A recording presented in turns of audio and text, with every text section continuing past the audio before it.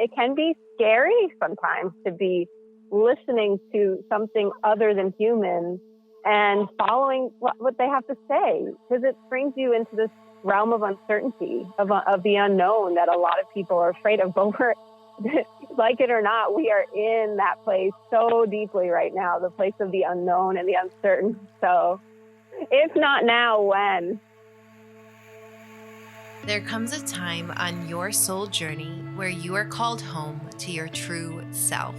In answering this call, you are part of a powerful collective shift towards deeper understanding and expansion. You are part of something bigger than yourself. You are in the stage of growth known as Enlightenedhood. I'm Leena Lemos, your host and founder of House of Enlightenedhood. I'm here to help you heal and remember the depths of your soul as you step into who you were always meant to be.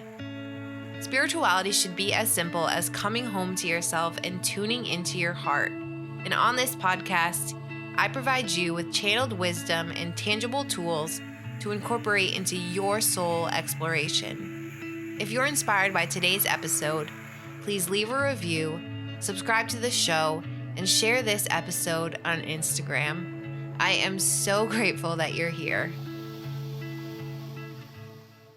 Hello, you beautiful souls, and happy Monday, happy solar eclipse, happy new moon, happy week leading up to this really huge event we have happening next week on the solstice with all these huge planetary conjunctions. You can tell I'm not an astrologist, right? Planetary conjunctions where Saturn and Jupiter are going to be so close together in the sky, 1 degree apart, I believe. Look at me just like spouting off these things.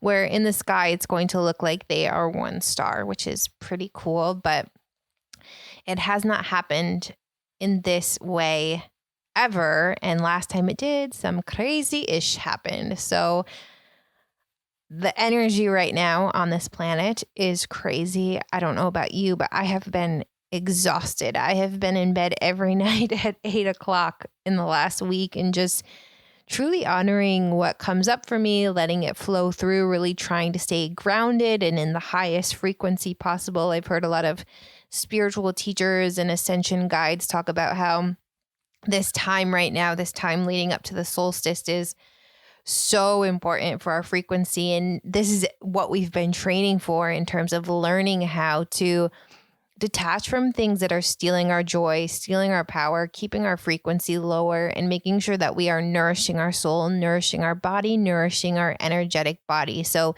that's your homework this week, to make sure you are releasing all of those things that are keeping you in a lower frequency, whether it's unhealed traumas, wounds, things that are still coming up for you. I know so many of you have told me how there's just weird things from the past coming up this week. And I think that's because you are being called and invited to heal them and release them before this huge opening into this new earth that we are creating. And it's so beautiful. And I know there's so much fear and chaos and lower timelines, shall I say, that are happening right now on this planet. But I know most of us who are tuned in to light and to love are really, I don't know if enjoying is the right word, this wave and this roller coaster that we are on in this year that is 2020. And this year has brought us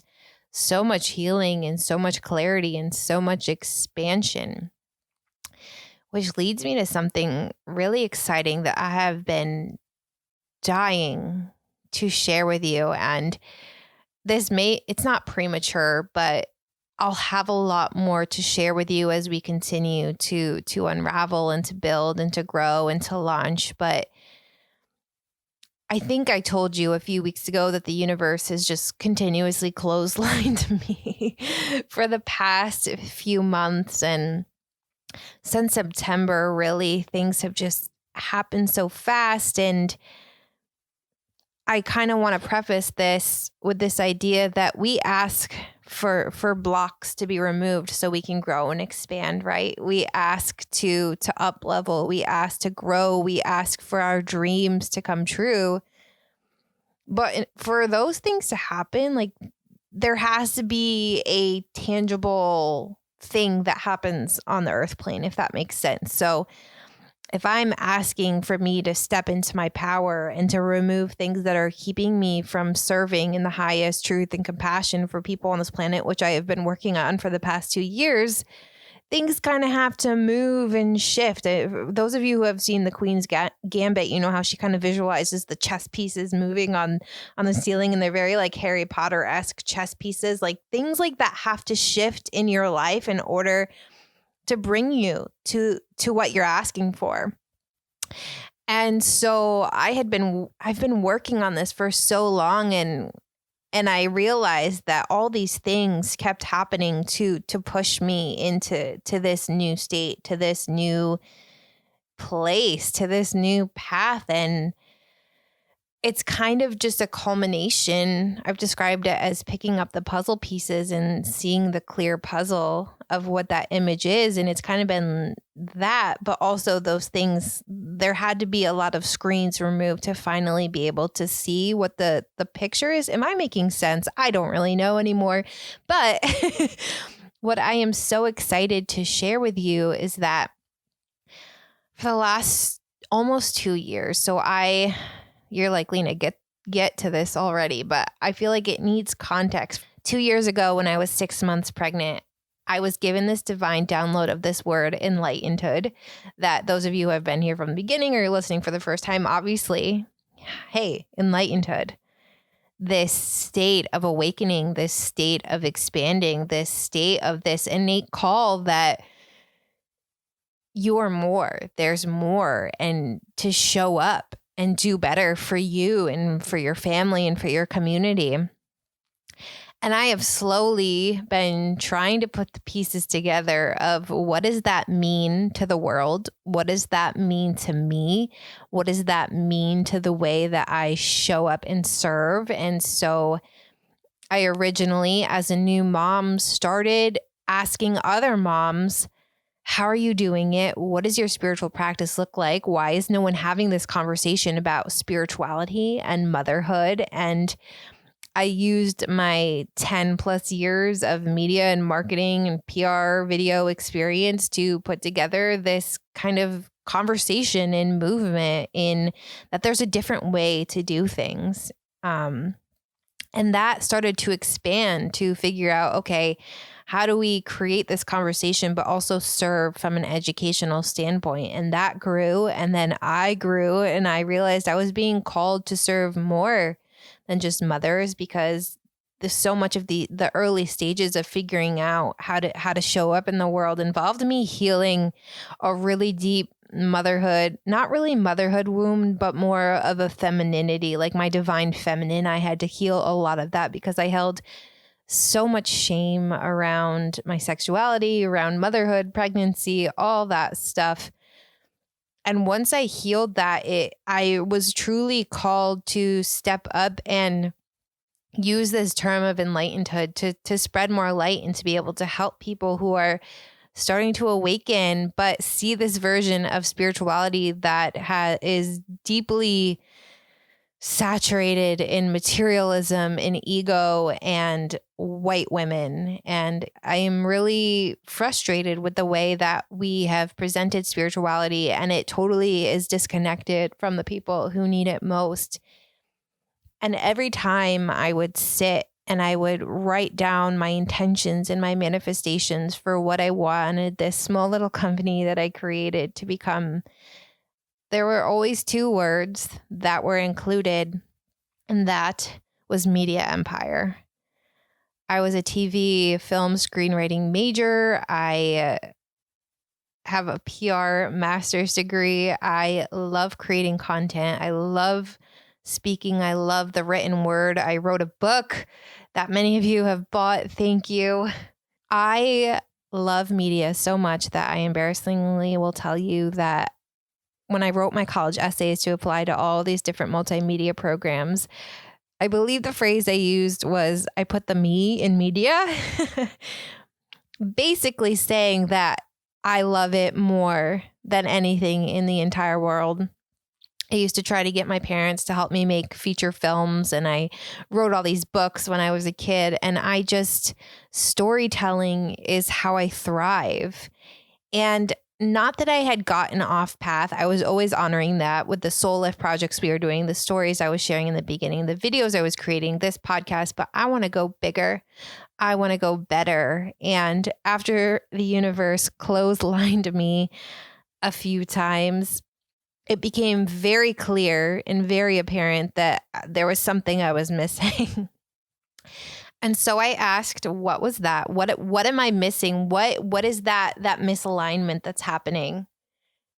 And my friend Krista over at the I'm Awake Now What podcast, we were having a coffee chat and we were just talking about everything that was happening, what our dreams were, what we wanted to create in the world, how we wanted to serve. We both felt really turned off by the current spiritual coaching culture. Not that there's anything wrong with being a spiritual coach, but there's kind of this blueprint that's been presented on social media that's step into your spirituality and become a spiritual coach and leave your 9-to-5 job and create all these ClickFunnels and masterclasses. And when you can truly serve with integrity and that's the way you reach people, by all means, that's wonderful. But I don't feel called to that. I don't feel called to serve in that way. And I knew what I wanted to create existed in a new paradigm, something that had never been done before. So it was really hard for me to truly put words and descriptions to what I wanted to create because it did not really exist yet. So Krista and I were sitting there on our coffee date, just looking at each other, and we're like, are we the answer to each other's problems? Not that we had problems, but like, are we the answer to each other's dreams? Because she wanted to create a spirituality podcasting network and I wanted this media empire. And we just looked at each other like, is this happening? Is this what's happening? Because when I made the decision in the fall to make the foundation of the company House of Enlightenedhood, I made it with the idea of knowing that I wanted it to be a place that you went for healing. I wanted it to be a safe space that overarched all different religions, healing modalities, conversations, everything that you could imagine would exist under House of Enlightenedhood. So here's what's happening, because you're like, girl, I've been listening to this for so many minutes and you haven't even told me yet. Here it is. House of Enlightenedhood is transforming. And by transforming, I mean up-leveling by a billionfold from my little corner of sharing my truth and sharing your stories to becoming a badass spiritual media company that will include a podcasting network called Lightcasting that will have a bunch of different flagship shows, including Enlightenedhood and Krista's podcast, I'm Awake Now What? If you have never listened to it, please go check it out. It is amazing. It is a really powerful show about waking up and the spiritual path. It will include editorial content and storytelling. So this isn't changing, but I'm going back to the roots of what I've always feel called to do. We've had several guest authors from around the world share their stories, their wisdom. So that will also be a huge part of it, as well as video content. I have always had the dream to have my own TV show. And you know what? I am so done with waiting for someone to give me a permission slip to do all these things. So I'm creating it myself. There's going to be a lot more video content that comes with House of Enlightenedhood. It will become its own video network eventually. So yes, like I said, Media Empire, it is going to be a spiritual media company completely based in integrity. And all these conversations we have where you don't have to look a certain way to be spiritual. You don't have to have certain credentials to be spiritual. You just have to be ready to show up and heal and work on you. And the only prerequisite is that you are a human being. Physically, you might not identify one. I think I'm currently identifying as just like an alien. So if anyone else is on the train, I feel you. Um, but I digress. It's a grounded approach to spirituality where we are reclaiming it and bringing that power back to you, because we're not taught that we have this power. We're not taught we have this wisdom and this version of spirituality that is so misguided by capitalism and ego and privilege. We're done with that. Okay. So come join us. Come be part of the movement. If this really speaks to your soul and you want to be a part of it, let me know. But for now, I would love to get into my amazing interview with Liz Neves. And we are talking today all about plant wisdom, plant spirits. If any of you follow me on Instagram, you know I am a crazy plant lady. And this year, on my physical healing journey and healing my body from pregnancy, I have really dived into herbs and plant wisdom. I stopped using anything made by a pharmaceutical company in February. I have not gone back. I use plants for everything. This summer, I really started connecting with plant spirits. So I am so excited for my guest today. Liz Neves is an herbalist, Reiki, and healing drum practitioner, dream guide, meditation instructor, and mama living and teaching in Brooklyn, New York. She's the author of Northeast Medicinal Plants, Identify, Harvest, and Use 111 Wild Herbs for Health and Wellness. In 2014, Liz founded Gathering Ground as a platform for herbal education, earth-based spirituality, meditation, and energy healing. She leads classes on herbal medicine, making, plant connection and identification, and herbs for dreaming. So Liz and I are talking today about plant spirits, plant wisdom. How do you access it? Why are we so disconnected from plants? Some myths about herbology and the number one plant that seems to call out to people. Did this plant call out to you? And Liz also tells us of a few that we can start incorporating into our wellness and spiritual practice. So this interview and conversation all about plant wisdom will be up right after this. One of the biggest reasons I began to tiptoe out of the spiritual closet was I felt so lonely. I didn't have anyone in my life to discuss these soul level changes that happened when motherhood reawakened me. And that's why I feel so passionate about community and the ways finding soul family can forever change us. If you're looking to find your people and discover spiritual wisdom and guidance in a safe and private space that is off of social media, we invite you to join our free community, The Garden. It's time to grow with us at garden.enlightenedhood.com or text GARDEN to 31996 for the link sent straight to your phone. Can't wait to see you inside. I'm so excited to talk to you today about plants because they have been such a huge part of my year, and I just see more and more people waking up almost, I don't know if that's the right word, to plant wisdom. And Totally. so being able to make it more accessible and not seem like this scary thing where we can really access the wisdom of plants and Mother Earth and make it a really important part of our practice and the way that we connect, I think is so important. So I'd love to hear more about your journey with plants and how you became more connected with them yourself. So, I was thinking about this, how I got started with plants, and I actually had a memory of childhood.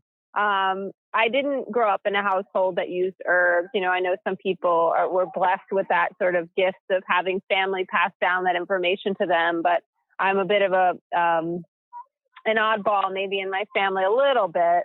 But I remember being in someone's backyard or playing outside and like smashing up yew berries and putting them into acorn caps and like making these cocktails and really identifying, I think at that age, with like the witchy aspects, you know, the witchy archetype. And just like, you know, I know I didn't really pursue herbs until I was an adult, but I do have that memory that stands out of like really touching the plants and feeling like a connection and, you know, a playful connection with the plants that I think children just do naturally. They just gravitate toward picking up leaves and rocks and, you know, connecting to the earth in a way that adults forget about.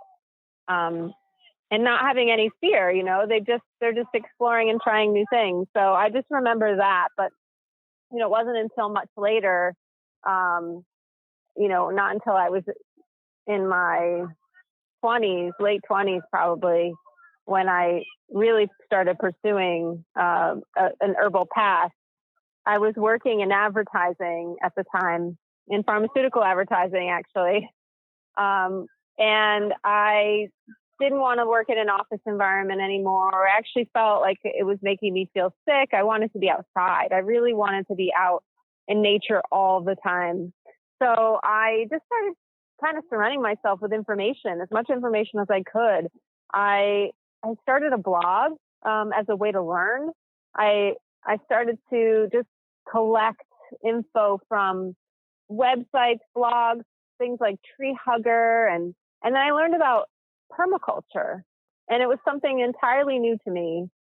And I took a weekend workshop in it, and I was like, wow, this is really like, this just encapsulates so much important ways of living that I think is missing in our modern lives. So from there, I decided to pursue it further, and I did a permaculture design certification. And through that, I found herbalism. I read an article that our teacher had given us from Susan Weed, who's an herbalist based in Woodstock, New York. And I just loved her humor. I loved her perspective on the plants. And it just opened me up in a way that I didn't realize, like, oh, wow, you can actually make medicine with plants. So from there, that I just started studying with all kinds of people. Robin Rose Bennett was one of my first teachers. And then I just started actually just getting curious and learning from the plants themselves.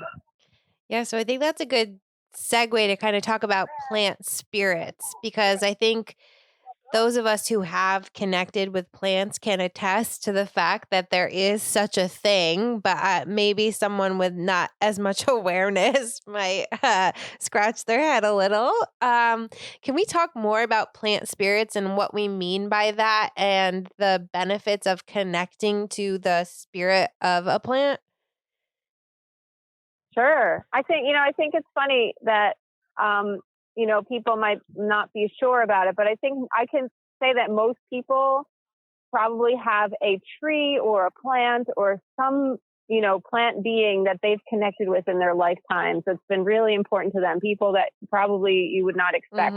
But I think most people have like that memory of connecting, and whether they heard something from that plant or they just felt drawn to it for some reason, you know, we all have it in us. We are, you know, just like the plants, we've grown up on the earth and we've grown up with these plants. They are our ancestors. They've been here longer than us. And so, you know, whether people are actually aware of being called or not, I think that is the case, you know, when we just feel drawn to a specific plant. So this plant spirit, I mean, everything has a spirit in it. Everything has life. And, you know, it's hard to define what is a plant spirit. It's hard to put into words, but like a human has a spirit, has these aspects of themselves that make them truly who they are in essence. You know, each plant and each type of plant has its own spirit, and I guess you can distill it by species of plant, but you can also look at the individual too. Just like humans, we are a certain type and we have a certain spirit, but each one of us has their own unique spirit. And if we just look at plants the same way we would look at a friend or a family member, then I think we would be able to see the spirit more easily. And one simple way to do that is just to find a plant that you feel connected to and sit with it. Just sit with the plant and see what comes up. I think people can be dismissive sometimes of messages that they hear or things that they see when they're sitting with a plant. But I think that's also because our culture, the dominant culture, the dominant way of thinking dismisses imagination as something that, just your imagination or it's just a dream, that kind of thinking, I think has gotten us into the mess that we're in as a culture and the dominant sense, Yeah, absolutely. So, yeah. Would you agree that that's kind of one of the biggest blocks to connecting at all with plant wisdom? Yes. I think, they think there's a few different blocks. I think, the dominant way of thinking and how ingrained that is in a lot of people's minds and how we doubt ourselves because of that. And then the fear of what might be revealed, the fear of what path you might be taking. It can be scary sometimes to be listening to something other than human and following what they have to say, because it brings you into this realm of uncertainty, of the unknown that a lot of people are afraid of. But we're, like it or not, we are in that place so deeply right now, the place of the unknown and the uncertain. So if not now, when? It's so true. And I know one thing that has helped me is kind of something you alluded to when you were talking about when you were a kid, is kind of this whimsy that goes with it of connecting with plants and making it fun and about joy. Because when you can add that aspect to it, I think it takes it tones the fear down a little bit. Yes, absolutely. Yeah. Get back into your child self. Get back into that innocent, sweet, open-minded, open-hearted space. And try to let go of all those all the adult conditioning that you have and just listen, I'm actually sitting on a tree stump right here in Prospect Park in Brooklyn. And this tree used to be a tree that we would sit under when a group of moms and we would get together when our babies were just crawling. And this is exactly, we would sit right in the shade of this tree. And today was the first time I've come to it since it's been cut down. But the tree spirit is still here, and I'm sitting here, and I feel like a little kid on this giant stump. I love that so much. I think we forget to celebrate the spirit, and we're so, I don't know. I don't want to say have our heads in our phones, but we do. And I always get so frustrated, especially this time of year, when I see people walking and the trees are just so brilliant and they're speaking to you, and then people are just looking at their phones. So how can we even begin to cultivate that awareness and be just completely open to what Mother Earth and its wisdom of all these different types of plants and trees are trying to tell us? Yeah, I think, if you're going to use your phone, if you're going to have the phone, at least put it to use. There's some, use your camera to take some pictures so you remember where the plants are that you love or what they look like year to year. It's funny because I take so many photos, and I take photos, it turns out, of like the same plants every year when they're blooming, when they're in this beautiful state right now of color. And it reminds me of the connection that I have to them. It reminds me that I'm drawn to the same plant spirits every year, in the same time, and that there's something really cyclical about my relationship with them. And we all have that cyclical relationship. It's like a ritual or a ceremony where we create these habits for ourselves. And I think if we just start to shift that a little bit towards, I don't know what people are looking at on their phones, if they're checking email or social media, most likely, right? Mm-hmm. But and also, yes, definitely put the phone on mute, put it away, and just let yourself completely unplug as much as you can when you're going out. Take a walk. Take a walk. This is a good time to get outside. Find that one plant that's calling to you.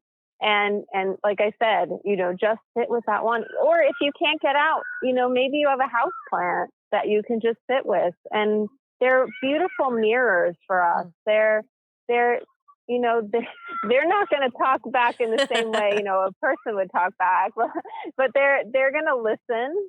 That you can cry to them, you can tell them your woes, and they're going to listen. And yeah. Yeah, I think if anyone's still on the fence, there's just such beautiful studies about talking to plants and the effects that it has on, being vulnerable and sharing emotions with plants, of the negative and the positive emotions and what it does to the state of the plant. And I think that just really just goes to show how connected they are with what we're sharing, and that there can be this relationship. And it sounds silly saying you can have a relationship with your plants, but it's true. It is. It's so true. And I know people who say that even when the plant is in a dried state, even when it's in your spice rack or in a drawer or in a tea bag, they're still able to hear. They're still able to hear them.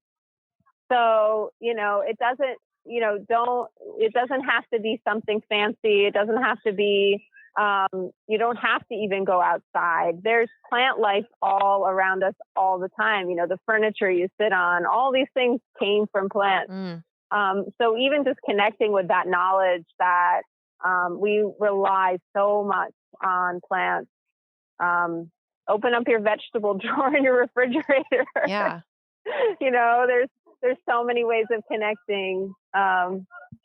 It's just a matter of looking at it with a new perspective. I love that, because you bring up such a good point that I can imagine, and I sometimes feel this way, especially with all the herbalism books that I bought over the summer, that there are just so many different plants. There are so many things to learn that it can feel kind of overwhelming of where to start and what to connect with, what to look for, who to know how to talk to. And I think it doesn't have to be hard or complicated. It's more just what you feel called to, in that simple shift of perspective that we are surrounded by plants.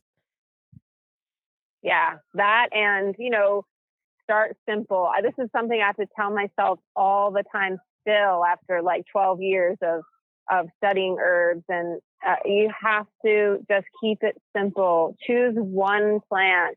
Let one plant choose you. And just spend some time with that, just like getting to know a new friend. You spend time with them and you get to know them. It's easy to get overwhelmed. Like I said, I do it to myself. I'll surround myself with books and information and just flood my system. But we're so full of information right now. Everyone is maxed out with information. Yes. It's time to simplify, really, really go down to the basics and choose one path and stick with it for a little while and see where it takes you. Eventually you'll get to know that one, and then somebody new will come along and teach you something else. Do you choose specific plants or feel called to them based on use? For instance, ones that are more medicinal based that you might be ingesting or using for tinctures or teas, or ones that you just sit with their energy and their aura for healing? Do you have those kind of different funnels that you use for connecting with different plants?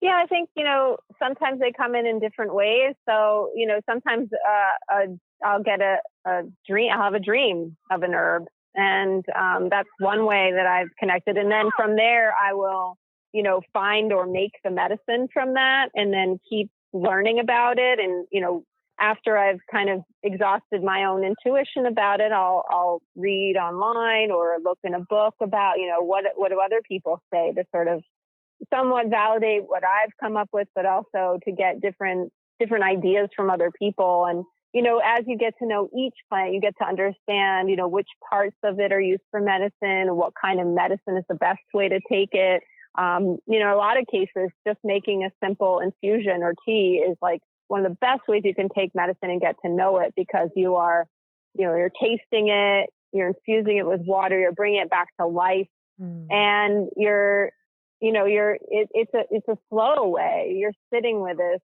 sipping a cup of tea and tasting, getting the taste and getting the way that it feels in your body. And, it's a really direct way to learn. What has been one plant that has forever changed your connection to plants? Is there one that really stands out in your mind? I can think of so many stories, individual stories, but I like to talk about mugwort a Oh, lot yes. because, yes, right. So many people know mugwort, and some people really hate mugwort, and and some people love it. And so mugwort, I feel like, is the plant that calls to people. A lot of times it's the first plant to call to people. It was the first one to call to me. Because, oh, yes. So you're another person. I love it. I feel like I need to collect stories about how many people have been called by mugwort. Mugwort is, I say, like, she's an initiator. She's definitely shifts our perception. That is kind of like what we all need, this shake up to shift our perceptions, to see. I think what mugwort does is allows us to see, kind of get over our plant blindness and help us distinguish one plant from another and connect us more deeply with the plant energy and the plant spirit. And being like a dreaming herb, just opens us up in so many different ways and stimulates flow in the whole body and the mind. I'm a big fan of mugwort. When I was first learning about just starting to know different herbs, mugwort was the first one. And I ended up growing some mugwort in my own garden this summer and made some smudge sticks and then dried it out for tea. And it's not the best tasting herb that I've ever had, but it's definitely, I completely agree with what you said, that just she opens you up so much to just your plant blindness. I love how you phrased it that way. Yeah. It's funny because I give plant walks here in Prospect Park, and I love it when I get new people because they admit, I don't know one plant from another. I just walk past the field of green and I don't know what's what, and that's why I'm here. That's where I started too. I really didn't know. Everything looked the same. I didn't even pay attention. I just, walked through, and like a lot of us probably just saw a landscape, and you don't really see the individuals in the landscape. But as when you start to delve in and, you try a plant like mugwort, you start to notice the patterns and the differentiation of the different spirits and different, forms of the plant. Yeah, I think one thing that really opened my eyes is that I felt like I put too much attention on the common flowers and ones that you would see and go by at like Home Depot, let's say, for your garden in the summer, where I felt like the true wisdom is coming from the things we see as weeds that we're overlooking while we're walking through the woods or something. Absolutely. Yeah, the weeds have a lot to teach us. I'm looking down right now at a very tattered looking patch of plantain, which is another plant that there are native plantains here, but then they were also, like mugwort, an introduced plant that people would consider a weed. Both of those plants were also, though, considered sacred by people in Europe, particularly the Anglo-Saxons, who had a charm. Charms were spoken as part of the healing practice. Nowadays, we just take a pill, even of an herb sometimes, and we don't think about that, the healing power of words. Yeah. So most of my ancestors come from Europe and the British Isles, and that was something that was just part of the medicine. You spoke a charm with it, and that was, you would never give the medicine without saying something. So these weeds, these are sacred herbs that are growing here, that get mowed and, but they're here, they're resilient. They're very resilient, more resilient than some people would like them to be. Yeah. How has learning more about all these sacred herbs that surround you and connecting with their wisdom, how has it changed your connection to yourself? It is the ultimate like mirror and healer. It's hard even to articulate, and it's because it's happened over time, from even before I actually started on this path. I was able to look back earlier in my life and see some connections to plants that I'm still connecting with now that I didn't even realize I was connecting with when I was younger. And I think it just, they really help us accept ourselves and be compassionate with ourselves. And like you said earlier, being vulnerable, because we can just completely open up to them without any judgment.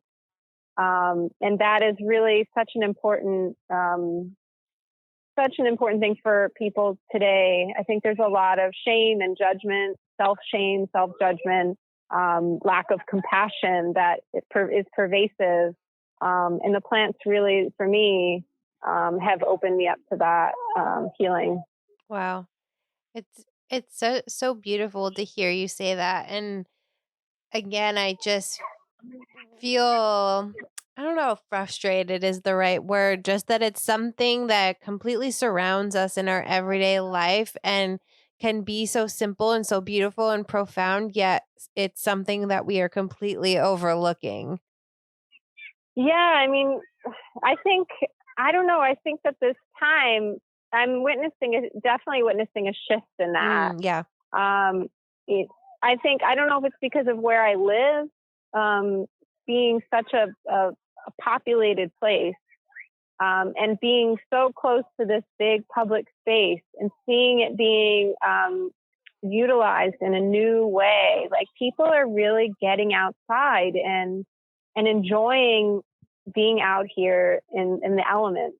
And I don't know if everyone is connecting with plants. I don't know if everyone is seeing the beauty and the wisdom, but at least they're out here. Yeah. And whether they know it or not, they're being affected by the healing of the earth, of the plants, just sitting on the earth, the bare earth, that's healing in and of itself. Mm-hmm. I completely noticed the same. Does that answer your question? Yeah, no, I completely noticed the same thing, as especially with the pandemic and all of the normal things that we went to do were closed. And the only thing that was left was to go outside and take walks. And part of me feels a little sad that it had to come to that to get people outside. But it also is really beautiful to watch people reconnect with nature. Yeah, I think it's a much needed and a positive side of the pandemic is forcing everyone to really, slow down in their lives and get outside and connect in a way that we hadn't been doing before. So, yeah. And I think, this is like a whole other tangential topic, but what led us to this point really is our disconnect with the earth, our destruction, how we are, destroying the earth. The virus, came out of a place that probably wasn't inhabited by a lot of people, and, deforestation disrupts the ecosystem and creates these conditions that are ripe for a novel virus to emerge. And so, if we hadn't done that, the earth wouldn't have come back to us with the lesson of you need to stop and get outside and connect with the earth, to see where we're going wrong here. I completely agree with that. And I don't know about you, but it just feels like recently Mother Earth has just been giving just such profound wisdom through the clouds and the trees and the wind. And it almost just feels like this really beautiful energy shift that has happened recently. Have you felt anything similar? I feel those shifts a lot. I do feel them physically. We've been kind of shrouded in mist for the last couple of days here in Brooklyn. And I feel like, it probably varies depending on where you are geographically, but I think maybe because I've always been in tune with those kind of shifts, I've noticed them happening throughout over the last couple of years. Where today is so still, Yes. so Yes. still. Yeah, like there's absolutely no movement. Yes. It's wild. I felt the same thing this morning when I was walking. I was like, wow, it is just like so, yeah, still is the perfect word for it. Do you come across any, now that I'm thinking about it, as people are connecting and maybe not even realizing they're connecting and maybe it sparks something in them, do you come across common misconceptions or myths about working with plants or plant medicine that maybe stops people from going further down their journey? Yeah, I think that happens a lot, and even us herbalists can spread misinformation unknowingly, or be taught one thing and then learn later that it wasn't true. This happened. I don't know a ton about treatments for coronavirus, for COVID, but I do know that some people were talking about elderberry and not to take elderberry because it causes a cytokine storm in the body, which would be detrimental if you were, encountering the virus. But, people are starting to change because we really don't know. That it comes down to this. As humans, we're kind of just all, there are people who are practiced in something and they know certain things. But when it comes down to it, really, we're pretty naive. We don't really know a lot. We just we pretend to know. I think a lot of the times we have a fear of not knowing, and so we get maybe attached to an idea, and maybe there is some science to back it up. But even then, like what are the methods that were used to obtain that information? Where did that science come from? Is it, and how are our own biases like affecting that? Hi, another child is coming up to see me. Hi, dude, I would love for you to hang out with me, but I am on a call. Oh, you just need to. Oh, he's giving a gift to the tree. Are you giving a gift to the tree? That is dirt. You can give it to the tree. Go ahead. That's amazing. Yeah, that's a good thing. That is a beautiful thing to give. I see some New England asters in there and some clovers. So yes, there's definitely, information out there that's real. But then there's a lot of we have to just be okay with not knowing sometimes if we're right, or knowing, and I think people just get caught up. They're maybe afraid to do the wrong thing too, especially with herbs. And of course there are some herbs that, that have so-called side effects or can be harmful for certain people. And so you just need to look at as much information as you can about that herb. St. John's wort is the one that comes to mind most often for me. It has a lot of contraindications for people on different medications. So, or plants that are blood thinning medications. So I think, you do have to be careful. You do have to be cautious. You do have to pay attention to information that you trust from trusted sources. But it definitely can, can happen where there's misinformation being spread. Actually just recently I was reading about Angelica, one of my favorite herbs, an herb that came to me in a dream. And I had always had this is pregnancy is one of those places where I think a lot of people are like, oh, what can I take? I don't know. I'm afraid I'm going to hurt the baby. I'm going to hurt myself, et cetera, et cetera. And, it is a time to be cautious. It is a time to maybe cut back on the amount of herbs that you're taking and just stick with nourishing herbs. But I had always thought Angelica should not be taken during pregnancy. It's too stimulating to the uterus. But then I read from one herbalist who said that that's, not true. So yeah, there's it can be hard to navigate sometimes. I think you just have to, partially go with your own intuition and your own comfort level. And it's okay to be cautious. But also not fearful. It's kind of a fine line. Is there, besides mugwort, Is there any herb that you recommend that we should be incorporating into whether it's our practice or our wellness? That is not to say that one is all encompassing, but maybe a good place to start. Yeah, I think most people would do well with some nettles, Yes. stinging nettles. It's deeply nourishing. It has magnesium and calcium, and helps, restore so many aspects of our health. Then that definitely stinging nettles. Another one, probably for a lot of people, unless you're really sensitive, gluten intolerant or intolerant to oats, is milky oats. Milky oats for our nervous systems, for nourishing the nervous system. We really, really need that right now. Those two are really like foundational herbs that people can start with. There's very little caution aside from what I mentioned. Stinging nettles can be drying for some people. So there is that one little caution. But, obviously, like you said, there's no one size fits all, and everyone has a different constitution, a different